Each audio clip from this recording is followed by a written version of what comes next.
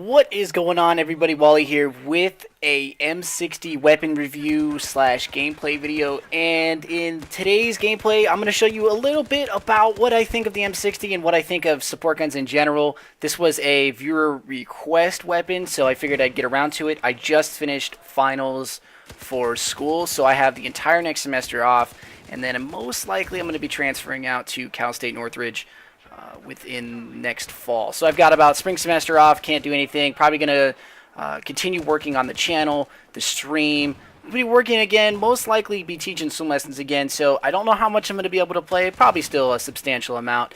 But you guys really don't care about that. You guys care about the video and I guess my impressions of it. So I'll just give a stats breakdown. Since Simtex does not have the weapon breakdown for the DLC weapons yet at the time of this video upload, I am using the battle log system, and I'll just go through. The damage value is around 40, the accuracy is 40, hip fire at 15, range of 42, and the rate of fire of around 570. Now, the thing that really isn't there on battle log but's in the game is stability, and that's probably the biggest thing. Now, stability, in my opinion, I think it's the one that affects a majority of the weapon spread, and this gun has atrocious spread. Like, you couldn't get a better word to describe the spread of this weapon. It's not that it's a bad gun, it's probably that I'm just bad with these kind of guns. There's a reason I don't run them normally, and it's because I just don't like the ability that you feel hindered in a sense. You feel hindered in the mobility, you have long reload times, there's too much spread, and you attract way too much attention to yourself when you're spamming 100 clips or 100 bullets down range. Now, that's not to say that it's a bad weapon. Like I said, I just think I'm not particularly good with it. My recommendation would be to run the stubby grip on it to help with the automatic fire rate. It basically reduces spread and reduces recoil for automatic fire, but I still would propose that you need to tap fire like no other with this gun. That's what I've noticed in the beta back when the beta was first released. The UM1 or the U100, I guess it was called. I was noticing that it had better accuracy and I was getting, I guess, more kills, and I had a better time using it when I put it on single fire or when I had it on fully automatic tap fire. Now, of course, you can be like, well, of course that makes sense. You know, if you tap fire something, you're just firing the first shot and you're reducing yourself the penalties afterwards. But I've noticed that this gun really shines when you tap fire. So it kind of depends how you want to run it. You could run it fully automatic like I'm doing, and in a sense try to tap fire your way to victory. But in a sense, sometimes you're going to lose a lot of gunfights because you're just outclassed. Simple as to put it, you will get killed by assault rifles and carbines, and not to mention PDWs all the time. And it's generally because this gun is just outclassed by those other classes. It's not saying that this gun is, again, like you couldn't run it, it's not viable, it's not something I would ever run in a scrim, of course, but it is a fun gun to run. But I feel like you will not feel as if you were Rambo majority of the time. Sometimes you'll feel like you're Rambo when you walk into a room and you'll mow down like 3 or 4 dudes and you'll feel very satisfied with it. But sometimes you'll feel like you're not getting your hit detection, and trust me, it's not because the servers are bad or the hit code is bad or the net code is bad, which, I mean, they are, but they're not terrible in the sense. It's just because the weapon spread is so massive that you really are limiting yourself when it comes to fully automatic fire. So I would recommend tap firing. Maybe short few round bursts, basically the basics of firing any weapon in an FPS generally like this. I would say that recoil is not your friend, but it's not your enemy as far as it goes for the M60. Your biggest enemy is spread. So the combat spread, I fooled around with it a little bit. I tried running the ergo grip, and basically the ergo grip gives you a little bit less of a spread deviation when you're ADSing and when you're hip firing, and of course when you're strafing. But I found that the stubby probably worked best for me, and simply because I felt like I'm gonna run an LMG, I'm gonna go fully automatic. I'm gonna go all in with it because I'm a noob that way.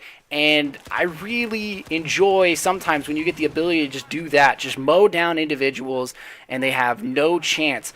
I'll say that this gun, although it was lacking on hip fire, according to the website, according to Battlelog, I would say this gun actually has pretty good hip fire. It's pretty substantial up close. I would not recommend aiming down sights at anyone up close within short to, I would say that short mid-range gap is where it's got to be flexible on aiming down and hip firing. I would say when you're about to lose a gunfight or you feel like you're not going to win a gunfight, then I would start hip firing. And not because you are going to kill that guy, but because you're going to suppress that person. The LMGs have a very effective suppression effect to them. Now, I'm not going to sit there and say suppression's a great thing because, in my opinion, I hate it. I think it should be removed from the game. But if you're going to run an LMG, you might as well use all the factors and the advantages at your disposal, and suppression is unfortunately one of them when you run LMGs. So I would recommend, if you feel like you're in a situation where you don't think you're going to win the gunfight and you start off aiming down sights and he starts getting shots back on you and you're kind of iffy, then I would hip fire and back off. That's basically what I do many times during this domination game. I played about 3 or 4 games before I got a good footage recorded. I was going to mission them all together, but I decided just to take one game, edit all the deaths, and to show you kind of like how it is for me and what it feels like, instead of showing you like highlights of 6 matches put together and me getting a bunch of kills. So I think I do okay. I think I go like 37 and 10, I think, something like that.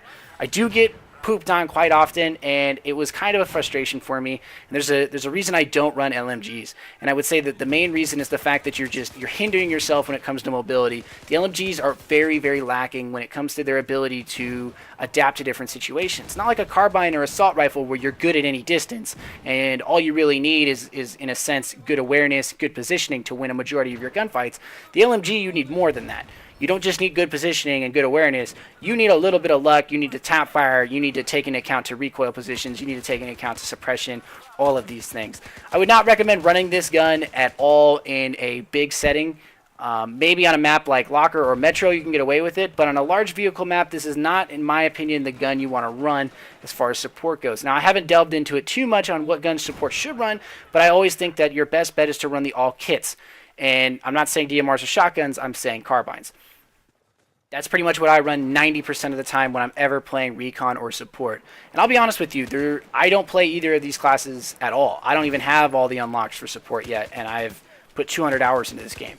So I don't have the know-how and the knowledge and the experience base yet to make an accurate decision. So there's going to be a lot of individuals out there that probably, and I would say most definitely, know more about these guns than I do. I can only give you the stat variables and my impressions on it to help you guys make an educated decision if you want to run the weapon like this. I would recommend it. I would say that you at times will feel like Rambo, but sometimes you will flop harder than Sylvester Stallone's movies. So just keep that in mind, that there's a kind of middle ground there, that it's kind of a rage-inducing weapon when you don't get your hit detection, and then at other times it is a great gun to run. It's a lot of fun. You get a lot of firepower under your belt, and you just feel like that individual from Rambo or any of those movies. You're just mowing people down, and you will get the opportunity to mow people down. As far as the iron sights go, I did have a chance to mess around with the red dot sight, but I just felt that the M60 just has those iconic irons that everyone knows. The gun was in, I'm pretty sure it was in BC1. I know for sure it was in BC2. Obviously it was in BF3, and now it makes its return in BF4. So this gun is definitely something that is a fan favorite in a sense. Everyone understands it, recognizes it, and sees that it's a powerful weapon. So in this setup, I'm just running the irons. I believe I'm running a laser sight. I don't know if I have it on right now, and the stubby grip under it. I would most certainly recommend a laser sight for hip fire. That'll pretty much do it for me. I don't know how you guys like these kind of videos. I can get more into the stat depths, stuff like that, if you guys want to see more information regarding the weapon, or if you just want my general opinion based upon it.